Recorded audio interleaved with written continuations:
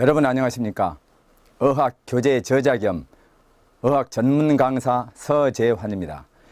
지금 이 시간에는 한자와 중국어 간체자에 대해서 획기적 공부 방법론을 설명하도록 하겠습니다. 여러분께서도 적극적이고 능동적인 자세로 학습에 임해 주시길 간곡히 바라겠습니다.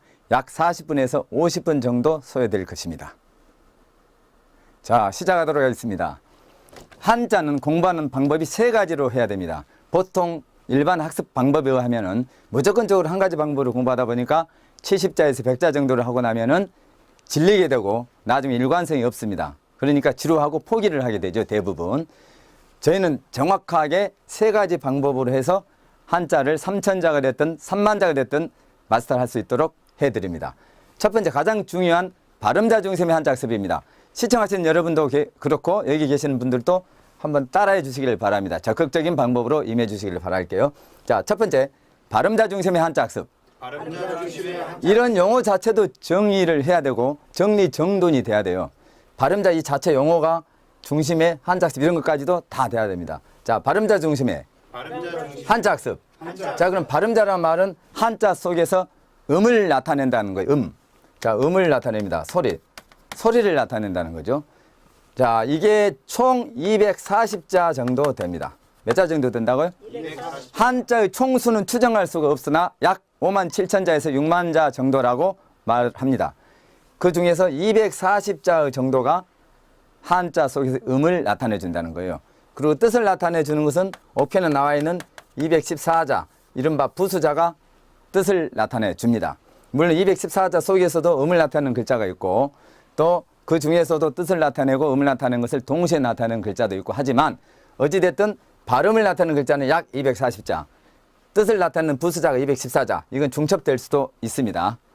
그리고 한자를 이루고 있는 세부 글자는 214자라고 하지만 5편에는 그렇게 나와 있지만 여기서 축약되고 확대되고 그 다음에 일부 변형되고 해서 50,000자 내지 60,000자 정도 한자를 끝내려면 실제로 470개 정도의 한자 이루고 있는 세부적인 조각 글자, 부, 한글로 말하면 자음과 모음에 해당되는 글자를 알아야 됩니다.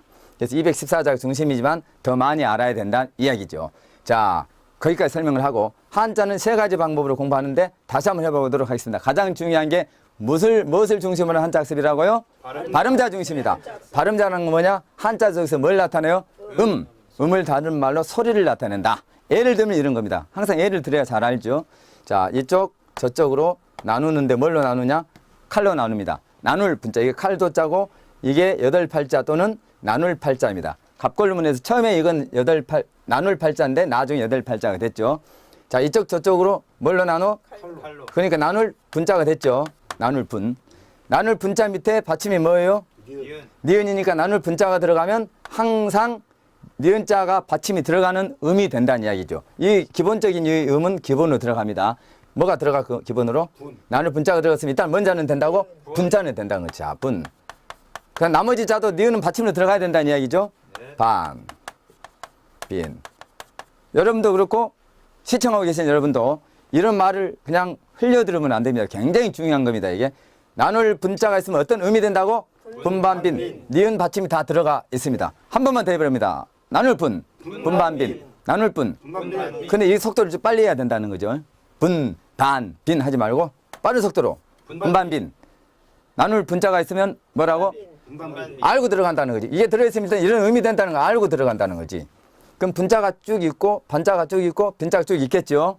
자, 그 다음에 한일자가 있습니다. 한일자가. 한일자는 지 혼자 쓰면은 한일이죠. 근데 다른 거하고 합쳐지면 중요합니다. 밑으로 가면 땅이고 어떤 글자 위로 가면 하늘이 돼요. 이것만 알면은 300자가 쉬워집니다. 300자 정도가. 20,000자 정도 봤을 때 300자가 쉬워집니다. 그러면 위로 가면 뭐? 하늘. 밑으로 가면? 땅. 그럼 위아래를 이렇게 합쳐주면 하늘과 땅을 연결해 주네. 이 말은 땅에서 건물을 지었는데 하늘에 닿을 정도로 지었다. 그 건물 지은 사람이 누구예요? 장인이라 해서 장인 공자. 또는 원래 이 글자의 제자 원리는 그렇게 해서 만들어진 게 아니고 한일자 위로 가면 하늘이고 밑으로 가면 땅이라 그랬죠. 그 원리를 설명하다 보니까 그렇게 나왔지만 실제로는 옛날에 여러분 그 목수들 있잖아요. 목수들이 가지고 다니는 자 중에 이렇게 디귿자 모양의 이러한 자를 가지고 다니는 거 보셨죠?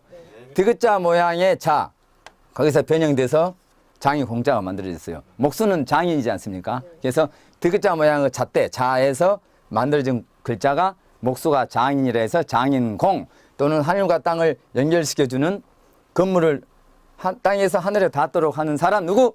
장인공자다. 물론 이 자는 다 쉬운 자지만 그런 원리가 숨어있다라는 걸 알면서 한일자 위로 가면 하늘, 밑으로 가면 땅이라는 것까지 묶어서 알아주시길 바라는 거죠.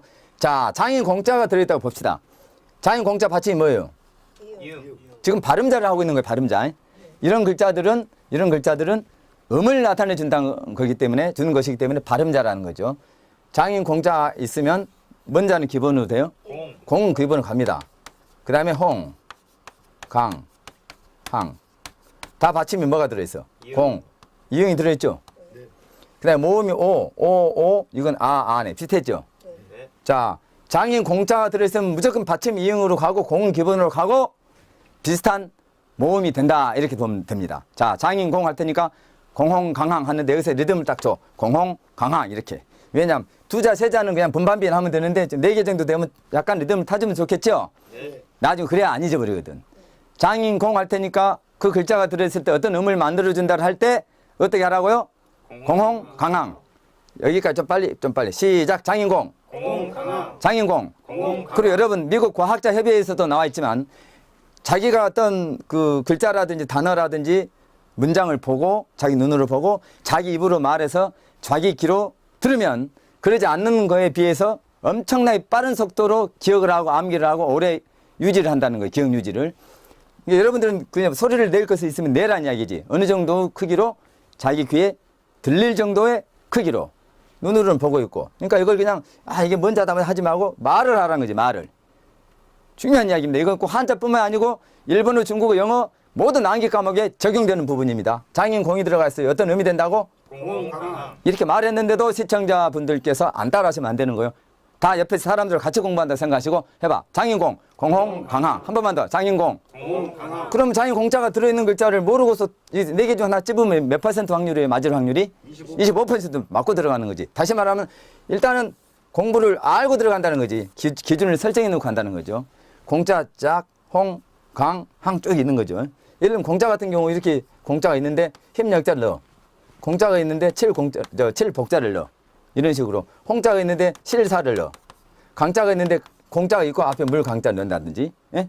그 다음에 항자가 있으면 목항 1항자를 넣는다든지 항문항자를 넣는다든지 이런 식으로 쭉쭉쭉쭉쭉쭉쭉쭉쭉쭉쭉쭉쭉 쭉 가준단 말이지. 공자가 다 들어있지요. 그래서 음이 네 가지 음이 된다는 거죠. 3천자 정도 하려면 여기서 끊고 6천자 하려면 여기서 끊고 10,000자 하려면 여기서 끊고 좀만 더 가면 돼. 오케이? 네. 어렵게 하나도 없다는 거지. 기본적으로 이 원리를 알고 나면 한자 수를 늘리는 것은 아무런 문제가 되지 않는다. 아시겠습니까? 네. 자, 이런 식으로 간다든지 하나만 더. 독수리 날개 있으면 독수리 날개. 독수리 날개가 있는데 이렇게 날개가 있어. 이렇게 날개가 있어. 독수리 날개입니다. 이렇게 날개짓 합니다. 독수리가 날개짓 할 때 이렇게 돼야 안 돼요. 이렇게 부딪혀 안 부딪혀. 독수리 날개는 날개짓 할 때 두 개 서로 부딪히지 아니한다 해서 이 모양을 약간 이렇게 하면 이렇게 되죠? 안일비자가 되죠. 예? 안일비. 원래 날개 비자, 이게 날개 비자. 날개 모양 본따 해서 날개 비자인데 부딪히지 아니한다 해서 안일비자. 안일비자입니다. 그럼 안일비자가 들어있는 글자는 어떤 의미 될까를 본다면 비자 밑에 받침이 있어요, 없어요? 없습니다. 그럼 비자가 들어있는 글자도 받침이 있을까, 없을까? 일단 없다고 봐야 돼. 그러면 비자는 기본으로 가죠? 비. 비슷한 미, 배. 받침이 있어요, 없어요? 없으니까 없어. 비슷하죠? 네. 자, 안일비, 날개가 부딪히지 아니한다 해서 안일비, 애오지가 만들었어요. 애오지가 만들어 놓고 이게 들어갔을 때 이런 의미 된다까지 원리 의거에서 정확히 하고 있습니다. 안일비. 안일비. 안일비. 한 번만 더. 안일비. 확률은 몇 프로? 33.3%네. 쫙. 되죠? 그러면 이 안일비자가 다 들어가 있겠죠? 그래서 음은 이렇게 되는데 그 비자 옆에 있는 글자가 뭘 나타낼까? 이 비자는 음을 나타냈으니까. 비자가 딱 들어있는데 이런 음을 나타냈을 거 아닙니까? 비자가. 발음자니까.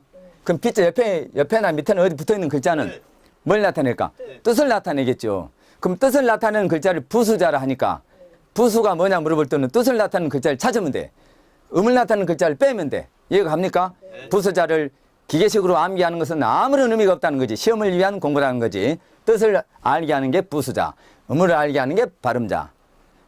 근데 발음자는 항상 발음자 역할만 하느냐. 가끔 뜻을 나타내는 경우도 있고 뜻을 나타내는 부수자도 가끔 음을 나타낼 수도 있다. 물론 뜻만 나타내는 경우도 있고 음만 나타내는 경우도 있겠죠. 각 글자가. 이해하시겠어요? 네. 자, 이런 식으로 정리합니다. 정리. 발음자는 소리를 나타낸다 해서 음을 나타낸다 해서 발음자다. 나눌 분자 같은 거 이쪽 저쪽으로 칼로 나눈다 해서 뭔자라고? 나눌 분. 일단 애호지가 만들었어요. 분자가 있어서 어떤 의미 돼? 분 반빈. 빠른 속도로 하라니까. 분반빈. 분발 그렇게 하라. 그래야 나중에 안 잊은단 말이에요. 제가 공부를 16학문을 했기 때문에 공부에 맥을 짚어. 제가 하라는 대로 하면 어지간한 것은 맞아. 맞다고 생각하고 들어가라고. 네. 자, 그 다음에 날개 모양이 서로 부딪히지 아니한다 해서 뭐? 안일비. 아닐 비가 쓰면 어떤 의미 돼? 비밀. 한 번만 더. 비밀. 자, 하늘과 땅을 연결시켜줘. 건물을 연결시켜주는 사람. 장인공. 디귿자 모양의 자를 가지고 일하는 사람. 장인공. 두 개 장인공의 의미는 그렇게 됐는데 이제 원래 제자 원리는 디귿자 모양의 자를 가지고 일하는 사람에서 나왔습니다. 장인공. 장인공자에서 이응이 받침이네.